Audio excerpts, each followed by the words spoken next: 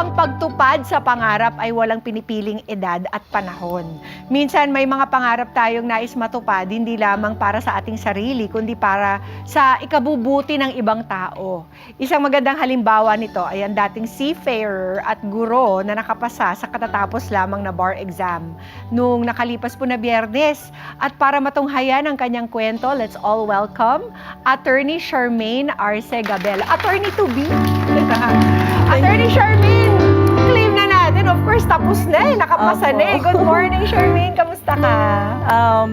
Good morning po, Miss Pia, and magandang umaga po sa lahat ng mga kada natin. And batiin ko rin po, okay lang? Of course!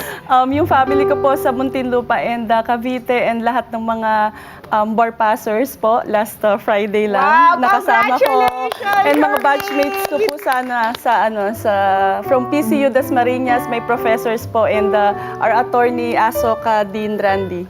Aha. Apa. Nag-sink in na ba, Charmaine? Medyo nagugulat pa rin. Medyo very overwhelmed po talaga sa nangyayari. Oo. Ilaad mo naman sa amin. Ano bang nangyari nung araw na yon? Okay po. Nung inalam mo kung ikaw yung nakapasa. Opo.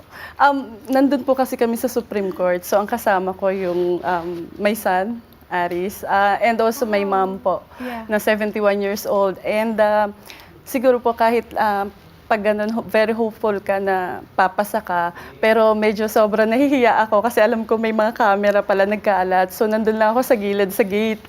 And then, yung mama ko kasi medyo mahina ang tuhod, so naghanap siya ng mauupuan niya. Yung anak ko po, siya talaga yung naghihintay doon sa malapit doon sa TV ng Supreme Court sa courtyard. So hiwa-hiwalay kami. Nung lumabas yung name ko, Gabelo nga po, parang yun na siguro yung pinaka maningning na nakita ko yung name ko. Sobrang saya, sobrang saya. Tapos, hindi namin alam kung nasaan, kaya naghanapan po kami. So, sobra, nung magkita-kita, kaya naging very emotional po. Sumabog na yung emosyon lahat. Oh, sobrang saya, sobrang saya. Kasi kahit yung pamangkin ko na she had like an exemplary result of the bar, kabado pa rin eh. Opo. You're never 100% sure na papasa ka. Yes po, Miss Pia, talagang ganun. Parang, No ako po, matter the paghahanda, ano? Opo. Saka yung naramdaman ko, yung every matatapos yung exam, feeling ko talagang, lalo yung first day po, 40 minutes lang ang tulog ko. Gusto ko matulog, pero talaga sobra yata yung adrenaline, yung kaba mo first take po kasi. So talagang, kaya nung pagdating ko doon, na parang hindi mo alam, talagang lalabas ba yung name ko doon sa monitor? Parang imposible pa rin. Parang nanginginig ako nung letter F before may yung sa surname po. So finally, and mag-ano pa po kasi kami, signing of the role of attorneys next year pa, so by January pa. Oo. Yun. Pero bakit nga ba, Charmaine, ginawa mo to? At 43, Opo. of course, you studied law pa, at nahinto, di ba? Straight po ako na 4 years. Straight? Opo, nag-start po ako ng at the age of magto-38. Okay. So, before po kasi seafarer nga ako for 12 years. And then, na-realize ko after ko po kasing ang goal ko lang kasi makapagpatapos talaga ng mga kapatid ko. So, nung matapos yung dalawang kapatid ko na dalawa po police and yung isa HRM, she graduated as cum laude. Opo. Wow! So, nung matapos yung bunso namin, sabi ko, at nakapagpatayo naman ako ng kahit paano may sariling bahay. So sabi ko, siguro it's time na para umuwi ng Pinas. Magstay na sa Pinas at bahala na kung anong meron doon. So yun, nagtry ako ng mga business naman. Oo, nag-business ka. So, yung pagiging seafarer mo pala is to help the family. Yes, mainly po. Mainly po talaga. So, yun. parang pinut on hold mo muna yung sariling mga pangarap at yung sariling plano. Ito na talaga yung gusto mong gawin. Because you're also a teacher. Opo. Sa ngayon, eto na po. Opo, eto yung sinasabi nga na ito po kasi yung iba siguro yung story ko doon sa ibang mga mga law students or mga naging lawyers na matagal nila, talagang high school, elementary, alam na nila na yun ang gusto nila maging lawyer. Oo. Ako po, wala talaga. Wala akong idea. And then, if I may, kung paano siya nag-start. Go ahead. Nung nag-stop ako ng pagiging seafarer, nag-start pa ako. So may negosyo po ako, nag-try ako ng burger, shawarma, and spag. So parang food, snack, Corner. snack bar, ganon. And then, kaya lang nagkasakit kasi yung father ko. He passed away 2018. So yun po, medyo kaya nag-struggle din. And then, nanalo rin ako dun sa as a seafarer, nagkaroon po kasi ako ng chance na lumaban sa national business competition plan. So chorizo production naman with malunggay, nilagyan ko ng twist. Nanalo siya. So ayun po, kala ko yun naman ang destiny ko. Nasabi ko business naman, sige business.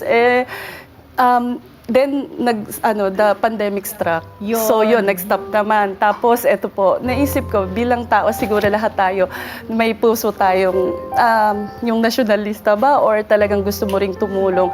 Ako rin naman, hindi rin naman gano'n ang budget kasi nga nag-start na ulit ako sa Pinas. So nag-try naman ako, pumasok ako sa Red Cross, prison service, pero puro volunteer lang.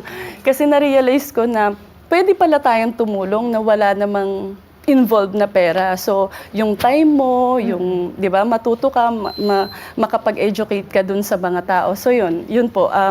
Ngayon, meron pong isang prof dun sa pinasukan kong unang senior high school na nag-post dun sa Red Cross. Red Cross member din siya. So, doon ko nakita na pwede pala akong magturo. Tapos nung nagtuturo na ako, Anong tinuro mo? Entrepreneurship po. So, Okay. because of the business po, yung Oo, nanalo nga ako sa mga At least ito ay lahat anecdotal. Opo. Ikaw mismo, na-experience Yes. mo. So yun, nasa practice ako doon sa business nga. Ngayon, gusto ko pong, dahil wala naman akong licensed, hindi naman po ako licensed as teacher, so pwede ako sa mga private schools. So sabi ko, pwede ko mag-let. And believe me, eto pong law school, wala kasing wala sa family na naging Na lawyer abogado. pa. So ako po talaga sa search, internet lang talaga, Google lang. So sabi ko, pwede pala not only let, pwedeng masteral, doctoral. So bakit hindi? Tapos na-check ang medicine, sabi ko, naku, mukhang hindi ko linya. Tapos law school. But that time po, Pandemic. may mga hindi, before po yun, 2018 pa. That time, meron siyang units na kailangan mong required ka na tapusin mo. Para makomplete mo yung sa law school nga, para So, maka-enter bumalik ka para makomplete yun. May mga units po, pero na yun, ongoing na yung sa law school po. Ngayon, na-realize ko na bakit hindi. Ang dami ko rin pong tanong. Siguro ako talaga, ewan ko, iba yung mindset ko na hindi natatapos yung pag-aaral ng walang age eh. Parang kailangan mo, kung gusto mo talagang matuto, gusto mong mag-aral, gusto mong makatulong, walang panahon. Kaya sabi ko, sige, try ko rin kung kaya. Kinaya. Kaya. Kinaya eh. Grabe. At parang wala kang hinihindian at hindi ka pa nakukontento. Ano kaya yung susunod na chapter mo, Charmaine? Alam niyo po, Tatanggalin ko na yung Google search sa phone mo. Baka mamaya maging astronaut ka naman pero feeling ko kapag po, na-research mo kung paano maging astronaut. pero feeling ko po, Miss Pia talaga, parang eto na yun. Kasi eto nga, kung ako walang idea na ganun nga, hindi talaga siya plinano, unplanned. So, ngayon ko na-realize na may mga binibigay sa'yo ang Diyos na pag hindi mo makita, eto yung para sa'yo, pero hindi mo nakikita, talagang binibigyan kanya ng mga tao ng daan. Kasi nakarating ako ng Red Cross, doon ko siya nalaman eh. So, mag-teacher, parang gano'n, yung dinadala way. ka niya, doon sa i-expose ka niya sa mga Yes, karanasan at saka mga exactly. tao Yes. na maaari magbigay sa'yo ng ganong klaseng inspirasyon. Para makita mo na ito yung gusto ng Diyos sa'yo. So yun po, feeling ko ito Amen. naman. Hopefully po, sana, ito Oo. naman. Gusto ko talagang, gusto ko na to. Balita ko na plano mo tong gamitin para makatulong sa iba. Sa paanong paraan, Charmaine? Sa totoo po, pag bagong passer ka, no, although ako naman po, siguro ang experience ko naman dito, fortunately, nung before fourth year ako, natanggap ako, I was accepted po in Office of the Solicitor General naman. Saan mo plano magtrabaho? Oo. Legal intern po. So, yun po, nagkaroon ako ng side ng kung paano ang ginagawa sa side sa government as a lawyer. Pero sa totoo po, ang gusto ko talaga rin is, ngayon po, ang pinagdadasal ko kasi mag-oath taking pa naman, na talaga makapag-practice. Gusto ko makapag-practice kasi gusto ko matutunan lahat ng aspect. And I want to be a criminal lawyer po. Sana, hopefully, ganun. Maging tayo, sa litigation po talaga, makapag-practice. Gusto mo maging prosecutor o gusto mo maging public defender? I want to be a public defender sana. Yan ang Opo, kailangan. Magagaling na Kasi, public defender. opo. Para naman, Sana. di ba? Dahil alam ko na yun ang maraming nangangailangan. Correct. Doon ang kailangan din. And also, hindi lang yung mga, pati po yung education sa mga tao ng batas natin. And I want to be a law professor. Sana, hopefully, one day, kung mapagbibigyan. Kayang-kaya mo yan, Charmaine. No doubt Opo. about it. You're such a good example for all our kadas you. and such a good example to your son, di ba? Opo, nandito na po siya. talagang kahit ano, pwede mong ma-achieve as long as you put your head and do the work, di ba? Yung puso po talaga. Very very time demanding ang law school, pero sabi nga, walang imposible. Sinubukan ko lang po talaga. Akala ko rin hindi kakayanin, pero kinaya eh. Kinaya. Maraming salamat, Charmaine. Sa mga Thank you, kada thank you. natin nanonood sa'yo, baka meron kang gustong sabihin sa kanila about pursuing their dreams no matter how late. Opo. Para sa akin po, ang masasabi ko lang sa lahat, siguro as a general, hindi lang pagiging abogado sa buhay, Correct. or kahit ano mo, whether you are a teacher, seafarer, or ganun, wala namang late actually sa yung subukan mo kung anong yung nasa puso mo na minsan may iniisip kang calling mo ba o gusto mong gawin, you can try. Pero give allowance dun sa maaring magkakaroon ng failure, laging may trials, ganun talaga eh.